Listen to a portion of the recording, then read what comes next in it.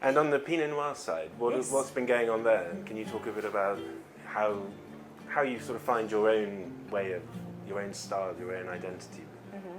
Well, I'm very passionate about Pinot Noir. When I first started in the industry, I was working at St Clair in Marlborough, and I was working mostly with the Pinot Noirs there. Yeah. And I'm also on the Pinot 2021 committee, which is Pinot 2021 is a big celebration of Pinot in New Zealand, and it's one of our major wine events that we have. Yeah, I guess there's a lot of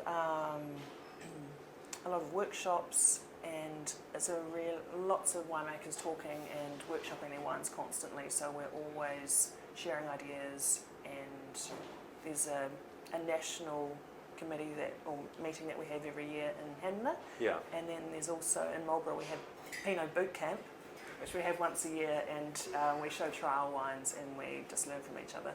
Okay. And with the Pinot here, what's the sort of thing that excites you about how it's been made and what the outcome has been flavour-wise? I'm really excited about Pinot Noir in the Awatere Valley. Yeah. We've got the Awatere Valley is quite diverse. So Seaview Vineyard is very coastal. Yeah. Obviously by the name Seaview Vineyard. And we get, even on it's quite it's quite undulating, and there's lots of different aspects and microclimates within that. Yeah. So we've got a really nice sheltered warm valley that we get really plush, soft fruited wines, and then a really exposed kind of hillside, which we get really high tone raspberry and cherry. And then deeper up the valley, we've got a vineyard called our Midway Vineyard, which is 26 kilometres inland, and we get massive diurnal shifts, so it can be 40 degrees during the day, and the vineyard manager will be on frost watch that night. And then the fruit we get up there is just so intense and broody and kind of muscular and very structural. Yeah, And how do you, because they're all three so diverse, you're blending them together, or you're making a blend, what's the outcome you're searching for, which is a balance between those, do you think? Yeah, well, we haven't really been blending them together. Okay. I think the Midway expression is an awesome style in itself, and people have different preferences for Pinot Noir, and the Seaview fruit that we get, I like to keep that together because it's really nice to talk about our sense of place, and it's a beautiful style in itself as well. Okay, very cool. And you've worked in another favourite region of mine, which is the Rias Baixas. Are there links, do you think? Is there anything that you've taken from the Rias Baixas back to New Zealand? I sure have.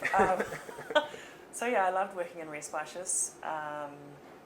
Albarino, incredible variety, and a few producers in Marlborough are now working with that, and we've just planted some about 6 months ago.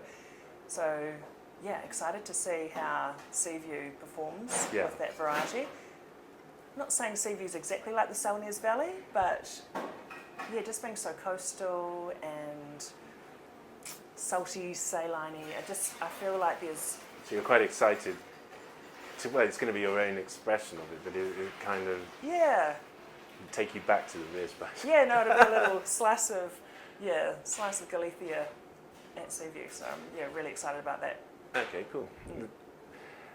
Looking forward over the next 5 to 10 years or so, what's the most exciting challenges for you as a winemaker?